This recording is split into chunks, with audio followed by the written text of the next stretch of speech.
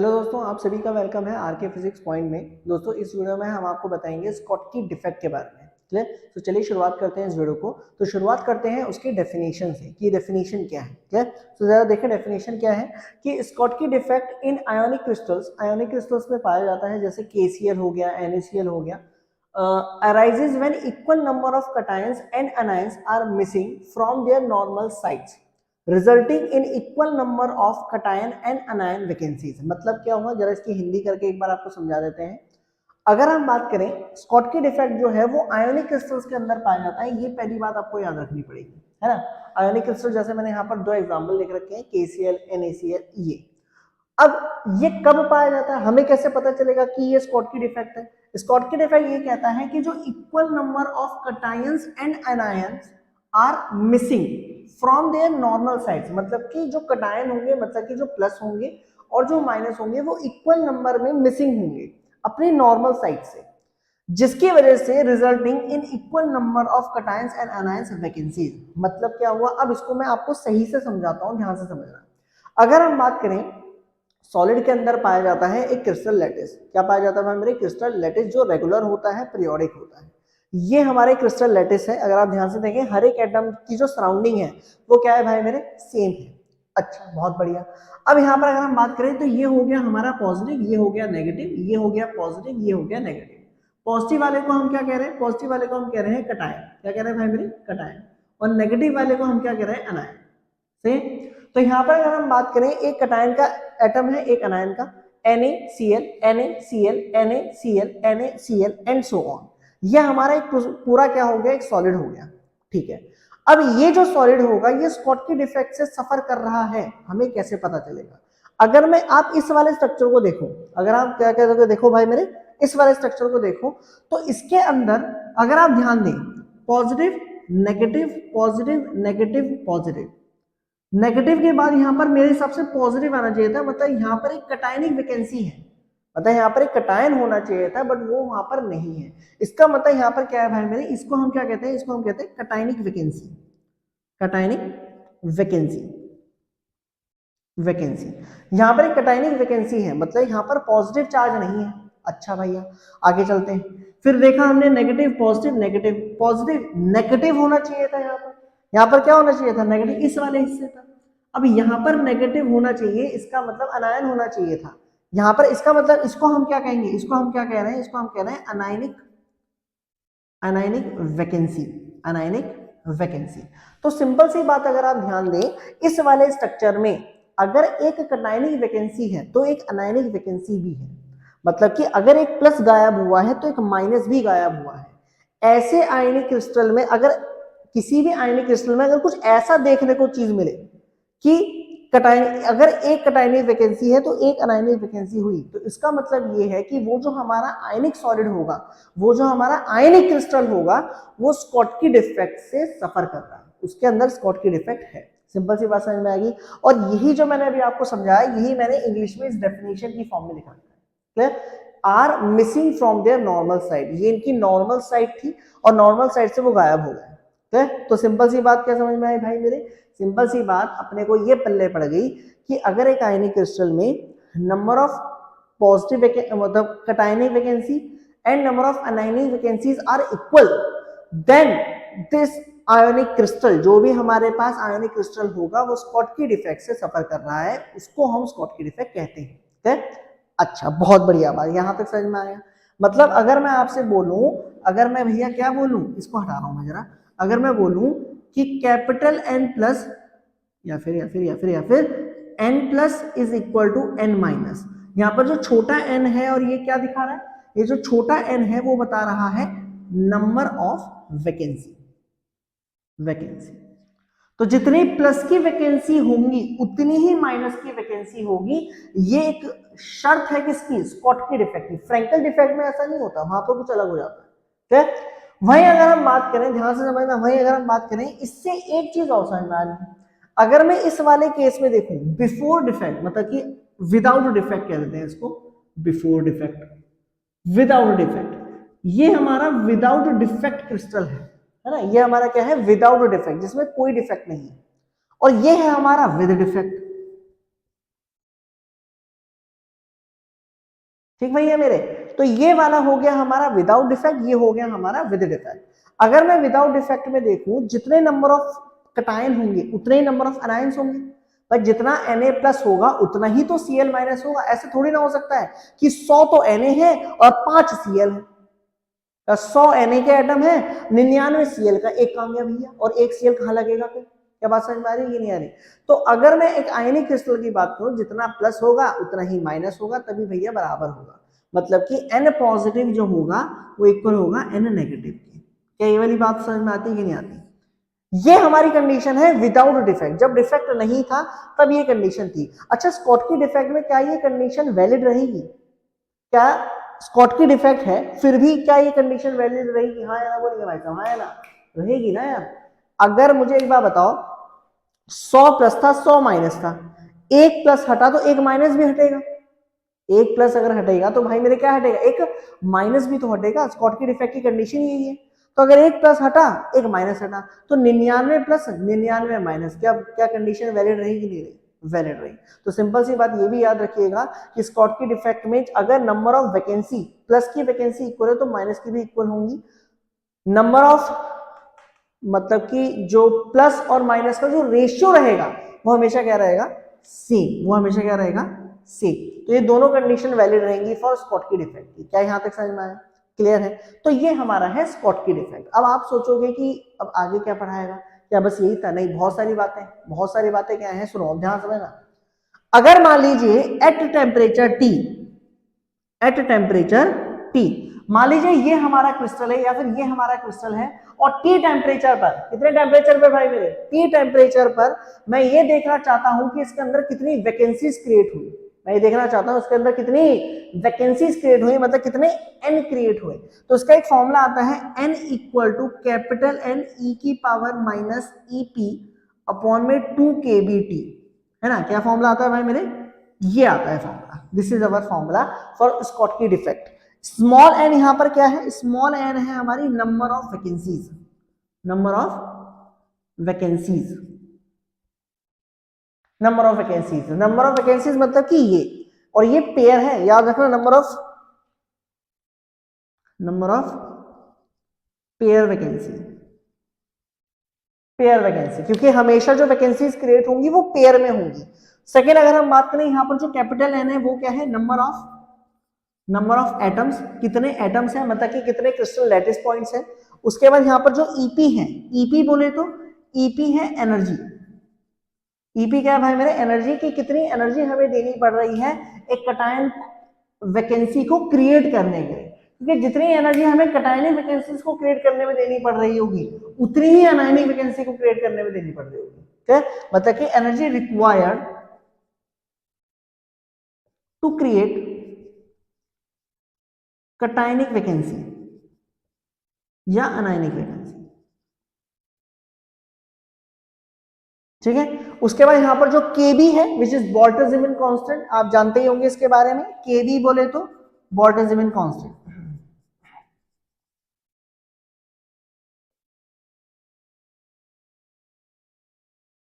और टी भैया हम जानते ही हैं टेम्परेचर। टी हमारा क्या हो गया? टेम्परेचर। तो सिंपल सी बात भाई मेरी ये है कि अगर मैं टेम्परेचर को चेंज करता हूं तो स्कॉटकी डिफेक्ट के जो वैकेंसी पेयर्स हो वो भी चेंज होंगे, कम होंगे, ज्यादा होंगे, वो देख लेंगे भैया बाद में। लेकिन रिलेशन जो है वो रिलेशन ये निकल कर आता है कि जो स्मॉल एन होगा, मतलब कि एट टी टेम्परेचर पर एक आयनिक क्रिस्टल में जो टोटल एन एटम है तो उसके स्कॉटकी पेयर्स, वैकेंसी पेयर्स कितने हो जाएंगे? इतने हो जाएंगे। ठीक है? अब इसका डेरिवेशन हम करते हैं कि इसको किस तरीके से ड्राइव करेंगे। सबसे पहले आप इतनी सारी बातों का स्क्रीनशॉट ले लीजिए, इसको नोट कर लीजिए जल्दी से, फुर्ती से नोट करेंगे जल्दी से। चलिए हटा दें, समझ में आ गया स्कॉटकी डिफेक्ट का फील आया आपको कि क्या चीज है भैया ये। अब अपने को क्या करना है? ये डेरिवेशन करना है। डेरिवेशन थोड़ी सी अटपटी सी होगी लेकिन आपको समझ में आएगा, ऐसी बात नहीं है। हटा दें इसको। चलिए कल भैया, मतलब कल कह रहा हूँ अपना नेक्स्ट हम फ्रैंकल डिफेक्ट की वीडियो बनाएंगे। ठीक है? ये स्पॉट के हो गया। कैसे कैसे नाम होते हैं बताओ स्पॉट की, है? समझ में ही नहीं आते, कभी कोई कोई तो बोल ही नहीं पाता इनको। आ जाओ जरा देखें, शुरुआत करें डेरिवेशन। अरे भैया डेरिवेशन से बात करें, आ जाओ जरा देखो ध्यान से, ठीक है। अच्छा, अगर यहाँ पर हम बात करें, हम थोड़ा थर्मोडायनेमिक्स यूज करेंगे। देखो डेरिवेशन की अगर हम बात करें तो हम थर्मोडायनेमिक्स यूज करेंगे, हम भैया बहुत अच्छा खासा मैथमेटिक्स यूज करेंगे और स्टैटिकल मैकेनिक्स यूज करेंगे। हम तीन चीजें यूज करेंगे। कौन कौन सी बोली, मैं फिर से रिपीट कर देता हूँ, thermodynamics, mathematics and statical mechanics. Clear? So according to thermodynamics, जरा ध्यान से देखिए, डेरिवेशन स्टार्ट हो गई है।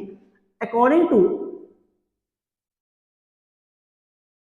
थर्मोडायनेमिक्स, अगर हम थर्मोडायनेमिक्स के हिसाब से देखें, कोई भी सॉलिड अगर इक्विलिब्रियम में है, लो एक्सटर्नल प्रेशर पर है और एक टी टेम्परेचर पर है, मतलब कि any solid, any equilibrium solid,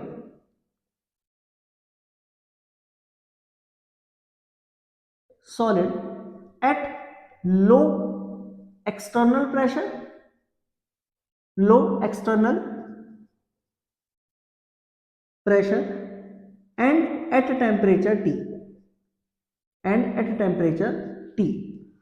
तो अगर कोई भी सॉलिड इक्विलिब्रियम में है, अगर कोई भी सॉलिड इक्विलिब्रियम में है और थर्मल इक्विलिब्रियम कह लो या थर्मोडायनामिक इक्विलिब्रियम कह लो, लो प्रेशर है, टेम्परेचर कांस्टेंट है, तब जो उसकी हेल्महोल्ट्ज फ्री एनर्जी, मतलब फ्री एनर्जी होती है, हेल्महोल्ट्ज फ्री एनर्जी होती है, वो क्या हो जाती है भाई मेरे, कांस्टेंट, मतलब कि वो चेंज नहीं करती। मतलब सिंपल सी बात अगर मैं बात करूं कि जो हेल्महोल्ट्ज फ्री एनर्जी जो होती है वो हमारी क्या होती है भाई मेरे, वो होती है हमारी मिनिमम, वो हमारी क्या होती है, मिनिमम, कम से कम होती है, मिनिमम होती है, कांस्टेंट होती है। आप ये कह लो मिनिमम का मतलब आप ये कह सकते हो क्या होती है, कांस्टेंट होती है। इतनी सी बात समझ में आती है कि नहीं आती? तो अब हमारी जो हेल्महोल्ट्ज फ्री एनर्जी है वो एक्चुअल में किसके इक्वल होती है? हेल्महोल्ट्ज फ्री एनर्जी एफ किसके इक्वल होती है, u माइनस का टीएस। ये हमारी पहली equation, F equal to U minus का टीएस, जहां पर u हो गया हमारा इंटरनल एनर्जी, इंटरनल एनर्जी किसकी, एटम्स की, मॉलिक्यूल्स की। टी यहां पर क्या हो गया भाई मेरे, टेम्परेचर, बार बार रिपीट कर रहे हैं, टी बोले तो टेम्परेचर। और एस हो गई हमारा एंट्रोपी, एस क्या हो गई हमारी, एंट्रोपी। एंट्रोपी क्या बताएगी, एंट्रोपी बताएगी रैंडमनेस, एंट्रोपी क्या बताएगी, रैंडमनेस, कि किस तरीके से रैंडमली ओरिएंटेड है। तो ये हो गया हमारा गिब्स फ्री एनर्जी, मतलब या फिर Helmholtz free energy, F equal to U minus का T S, which is our first equation. मतलब कि मिनिमम कांस्टेंट होनी चाहिए, इसको डिफरेंशिएट करना पड़ेगा। अच्छा देख रहे हैं ध्यान से, अब हमें क्या काम करना है, अब हमें हमें u निकालना है, t नहीं निकालना, s निकालना है। अब कैसे निकालेंगे, अब यहां पर हम सबसे पहले लेट करेंगे, let ep is the energy required to create या फिर टू रिमूव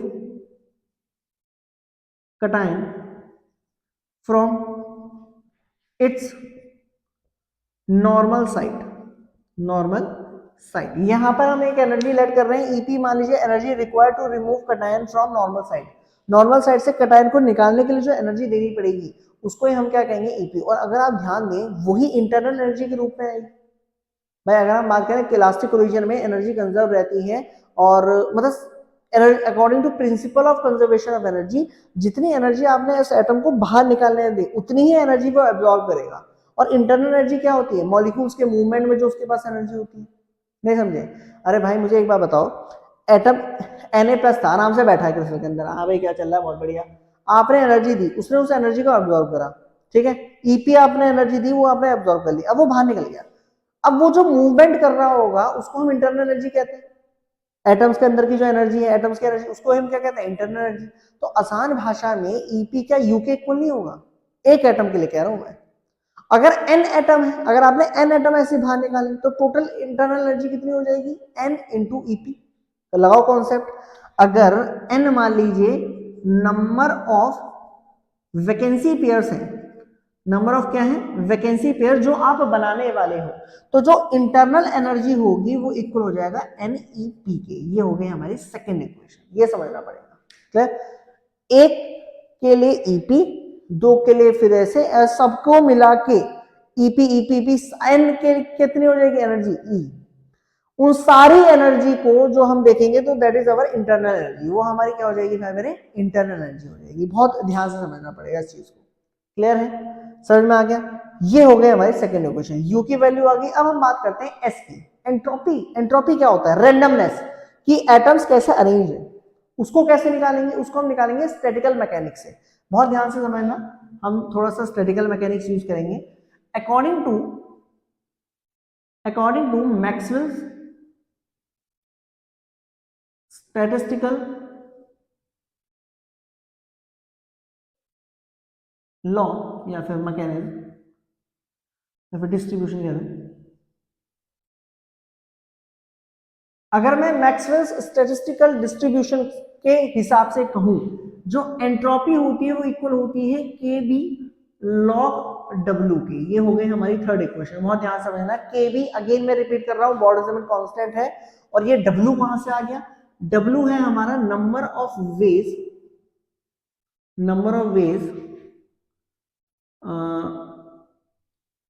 या फिर टेकिंग वैकेंसी पेयर्स। आसान भाषा में वैकेंसी पेयर्स को करने के कितने आपके पास तरीके हैं? भाई हमारे पास n एटम्स हैं, n कैटायंस, n एनायंस है, तो आपके पास कितने तरीके हैं, कितने नंबर ऑफ वेज हैं वैकेंसी पेयर्स को टेक करने के लिए, वैकेंसी पेयर्स को क्रिएट करने के लिए? तो वो हमारा क्या होगा? W। यहाँ पर थोड़ी प्रोबेबिलिटी यूज होती है, स्टैटिस्टिकल मैकेनिक्स में थोड़ा हम यूज करते हैं। अब कैसे करते हैं ध्यान समझना, कैसे निकालूंगा सुनो। अगर मैं टोटल हमारे पास कितने हैं? n फैक्टोरियल, n फैक्टोरियल मतलब n यहाँ पर क्या है? Capital N, total number of atoms. तो शुरुआत में मेरे पास कितने तरीके हैं? n तरीके हैं निकालने के। मैं इसको भी निकाल सकता हूँ, मैं इसको भी निकाल सकता हूँ, मैं इसको भी निकाल सकता हूँ, मैं इसको भी निकाल सकता हूँ, इसको भी निकाल सकता हूँ। मेरे पास n तरीके हैं। कितने तरीके हैं मेरे? n तरीके। 100 बॉल है, कितने तरीके? 100 तरीके। इसको निकालो, इसको निकालो, इसको निकालो, इसको निकालो। समझ में आया? मान लो मैंने स्मॉल n निकाल लिए, मैंने स्मॉल n निकाल लिए। कितने निकाल लिए मैंने? Small n। तो स्मॉल n फैक्टोरियल निकाले, बचे कितने? ये समझ में आया कि नहीं आया? ध्यान समझो, ये थोड़ा मेथड समझो पहले तो। हमारे पास टोटल n तरीके, n फैक्टोरियल तरीके थे, हमने n फैक्टोरियल तरीके यूज कर लिए। बच्चे कितने तरीके, मतलब कितने रह गए? n minus n factorial. Capital N total number है, स्मॉल n जो वैकेंसी आप बना रहे हो। उसके बाद एक वैकेंसी थोड़ी ना बनेगी, ध्यान समझना, एक वैकेंसी थोड़ी ना बनेगी। ये तो आपने सिर्फ कटायन के लिए बनाया, कटायन के तरीके हैं, अनायन के भी यही तरीके होंगे, मतलब 2 बार मल्टीप्लाई करनी पड़ेगी इसी चीज को। तो क्या W मेरा ये नहीं आ जाएगा? दम समझो समझो समझो, ये स्क्वायर क्यों आया? ये स्क्वायर आया कि हम पेयर प्रोड्यूस कर रहे हैं। हम क्या देख रहे हैं? पेयर प्रोड्यूस कर रहे हैं। हम एक वैकेंसी थोड़ा देख रहे हैं कि कटायन की देख रहे हैं। हमने जो n फैक्टोरियल अपॉन में n minus n factorial, n factorial जो हमने सिर्फ एक देखी थी वो सिर्फ कटायन की थी। अगर मैं एनायन को भी देखूं तो एनायन के भी इतने तरीके हैं, इतने ही तरीके हैं। तो कटायन और एनायन दोनों एक साथ बनेंगे, तो दोनों की इंटू कर दी, इंटू करके क्या आ गया? स्क्वायर आ गया। तो ये समझ में आया कि नहीं आया? तो हमारे पास टोटल इतने तरीके हैं वैकेंसी पेयर्स बनाने के, वैकेंसी पेयर बनाने की। क्लियर है? तो ये W की वैल्यू अब हम पुट करेंगे इसमें। ये हो गई हमारी फोर्थ इक्वेशन। इसको, ये हो गई हमारी फोर्थ इक्वेशन। क्लियर? यहां तक पूरा समझना पड़ेगा बेटा, बहुत सही से समझना पड़ेगा, क्लियरली फील लेना पड़ेगा इसका कि क्या कांड चल रहा है, क्या भाई साहब खेला हो रहा है यहाँ पर। F कैसे आया, फिर U कैसे आया, फिर S क्या हुआ, फिर W कैसे हुआ। क्लियर? अब पुट करें इसको, आगे बढ़े, दम है, आ जाओ पुट करो। सो पुटिंग दिस वैल्यू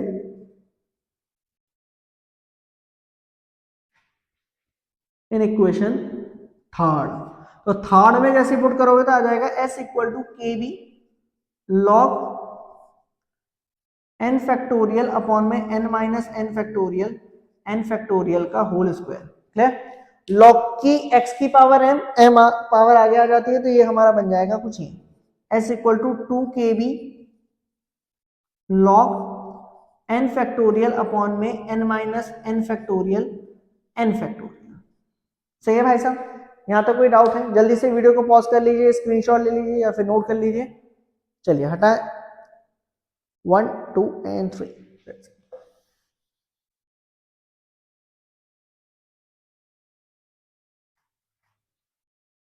देखते रहना ध्यान से डेरिवेशन को एक एक स्टेप में। अब यहां पर log m बाय n का क्या लगा दिया हमने? Formula log m minus n, तो क्या आ जाएगा?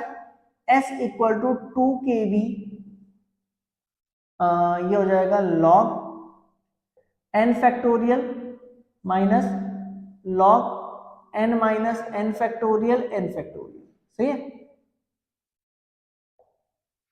इसको भी हम मल्टीप्लाई कर सकते हैं m इंटू n, तो ये हो जाएगा हमारा ये।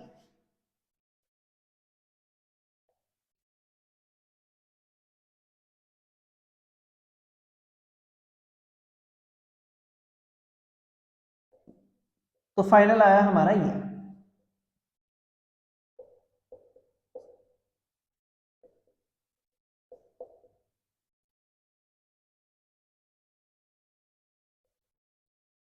हमारी फिफ्थ इक्वेशन के यहां तक समझ में आया। कोई डाउट है तो बताया भाई साहब, सिंपल सी बात समझ में आ गई। s equal to 2kb log n factorial minus log n minus n factorial minus log n factorial, clear है।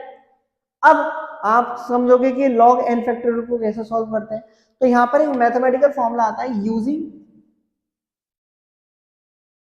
स्टिरलिंग्स फॉर्मूला। यहाँ पर एक फॉर्मूला होता है स्टिरलिंग फॉर्मूला। स्टिरलिंग फॉर्मूला क्या होता है, जरा देखें ध्यान से, ये क्या बताता है। अकॉर्डिंग टू दिस फॉर्मूला, अगर हमारे पास log x फैक्टोरियल है, अगर हमारे पास log x फैक्टोरियल है, तो हम उसको लिख सकते हैं x log x minus x। समझ में आया। हम क्या लिख सकते हैं, log x factorial equal to x log x minus x। तो सेम फंडा भाई मेरे इन सबको लिखना है और फिर सॉल्व करना है। जरा देखो कैसे करेंगे, जरा देखें n log n माइनस का n, सही।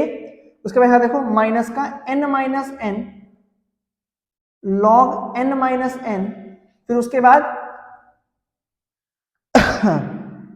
n minus n log n minus n, फिर उसके बाद माइनस माइनस क्या हो जाएगा, प्लस n माइनस n। समझ में आया, समझ में आया। देखो ध्यान से, अरे देखो ना, log n माइनस n, फिर उसके बाद log n minus n, minus minus पहले चला था तो क्या हो गया प्लस, तो n माइनस n। उसी तरीके से यहां पर हो जाएगा हमारा माइनस में n log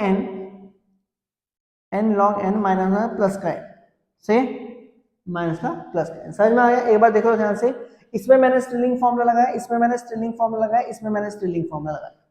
काटापीटी हो रही है। देखो ये गया तेल लेने भाई साहब, ये गया तेल लेने, तो आसान भाषा में s मुझे मिला ये 2kb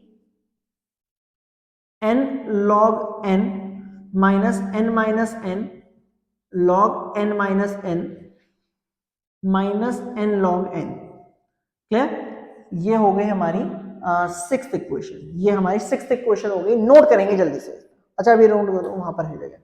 अब हमारे पास s आ गया, हमारे पास u आ गया, तो अब हम हेल्मर्स फ्री जो एनर्जी थी, उस जो इक्वेशन थी F equal to U minus T S, तो u में वैल्यू पुट करेंगे, s में वैल्यू पुट करेंगे एंड देन सॉल्व करेंगे, क्लियर। तो जरा देखें कैसे करेंगे। इस वाले हटा रहा हूं, है ना।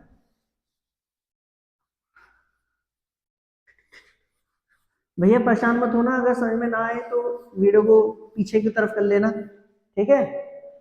वीडियो को पीछे करने का मतलब ये नहीं कि वीडियो स्किप कर देना, वीडियो को थोड़ा ऐसे करके पीछे टिक टिक टिक टिक टिक टिक 10-10 सेकंड पीछे चले जाना, सही है। आया देखो ध्यान से, आया देखो ध्यान से। तो फॉर्मूला सारा पुट करा, पुट करने के बाद फॉर्मूला था हमारा ये F equal to U minus T S, so F equal to N E P, U के प्लेस में एन ई पी इक्वेशन जो भी चल रही थी, माइनस का टी, एस के प्लेस में आ जाएंगे ये, सो 2kb टी, और ये पूरा n log n minus n log n minus n minus n log n। चाहिए भाई साहब, चाहिए। समझ में आया, अरे आया नहीं आया भाई। चले अब ध्यान समझो। अगर हम अभी मैंने कहा कि फॉर इक्विलिब्रियम जो f होगा वो हमारा कांस्टेंट होगा, मतलब कि मिनिमम होगा, आसान भाषा में कह लो। मिनिमम का मतलब ये है कि जो हमारा df अपॉन में dn होगा वो क्या होगा, जीरो। df अपॉन में dn क्या होगा हमारा, जीरो। मतलब कि जो गिब्स फ्री एनर्जी, गिब्स कह रहा हूँ, हेल्मर्स फ्री एनर्जी होगी, अगर मैं n से डिफरेंशिएट करता हूँ तो वो जीरो। सो df अपॉन में dn कितना हो जाएगा हमारा, जीरो। अब जरा देखो ध्यान से, ध्यान समझना। तो इसको हमें क्या काम करना है, इसका हमें करना है डिफरेंशिएशन। तो डिफरेंशिएशन जैसे आप करोगे तो df अपॉन में dn, एन ईपी का डिफरेंशिएशन हो जाएगा ईपी माइनस का 2kbt। अब इसका डिफरेंशिएशन बहुत ध्यान से करना पड़ेगा, बहुत ध्यान से समझो। हम डिफरेंशिएशन किसके रिस्पेक्ट से कर रहे हैं, छोटे n के डिफरेंस से कर रहे हैं। तो इसका पूरा डिफरेंशिएशन कितना हो गया, जीरो। मतलब कि यहाँ पर पूरा कितना हो जाएगा 0 माइनस, इसको छोड़ दो, उसका डिफरेंशिएशन करो, log x का डिफरेंशिएशन होता है, मतलब कि log n का डिफरेंशिएशन होगा 1/n-n, लेकिन क्या ये एक्चुअल में n है? आंसर है नहीं, ये माइनस माइनस प्लस 1 आ जाएगा, मतलब कि यहाँ पर हो जाएगा इंटू में 1। समझ में आ गया? क्लियर है? आगे देखो, आगे देखो, इसको छोड़ा, इसका डिफरेंशिएशन प्लस, इसको छोड़ दो, इसका डिफरेंशिएशन, तो इसका डिफरेंशिएशन कितना हो जाएगा? माइनस का, इसका डिफरेंशिएशन हो जाएगा माइनस का, तो माइनस माइनस अगेन क्या हो जाएगा? प्लस।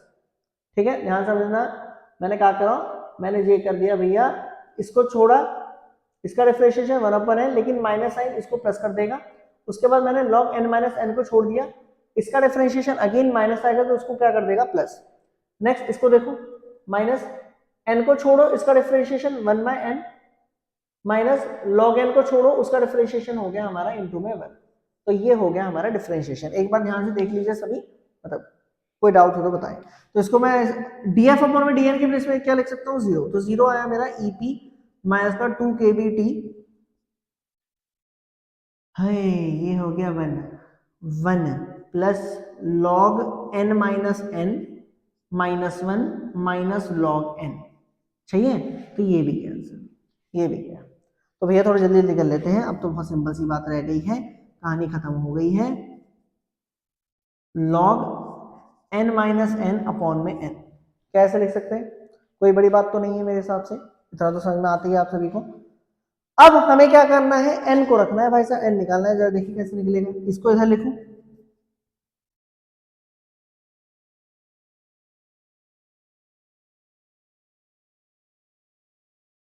सही, माइनस से माइनस कैंसिल हो गया, क्लियर?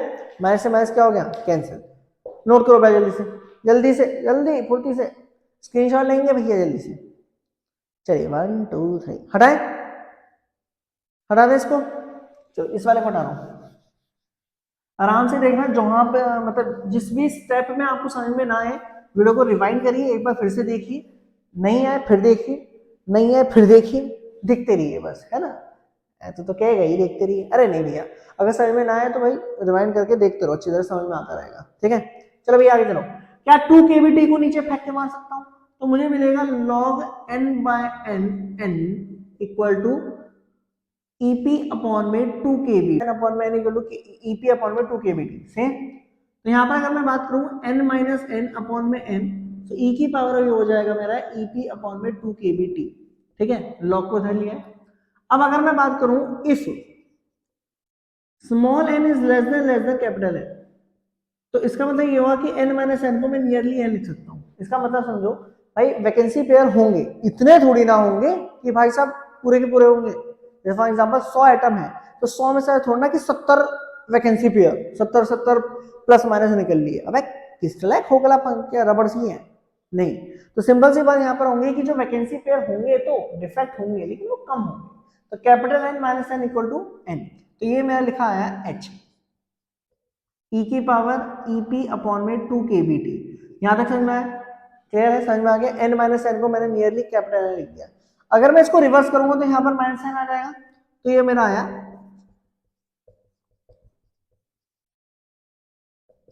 तो इधर इधर भेजें, तो जे हो गया मेरा,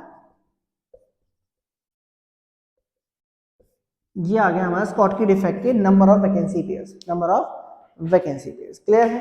क्लियर है? तो ये पूरी स्कॉटकी डिफेक्ट डेफिनेशन और डेरिवेशन दोनों थी। एक बार अच्छी तरीके से इस वीडियो को ध्यान से देखना, मैंने हर एक कोशिश करी है कि आपको अच्छी तरीके से समझ में आए। एक बार देखिएगा, नहीं समझ में एक बार फिर से देखिएगा, क्लियर? 100% आपको समझ में आ जाएगा स्कॉटकी डिफेक्ट का फंडा क्या है। क्लियर? नेक्स्ट वीडियो में हम बात करेंगे फ्रैंकल डिफेक्ट की। इस वीडियो में इतना ही, थैंक यू सो मच।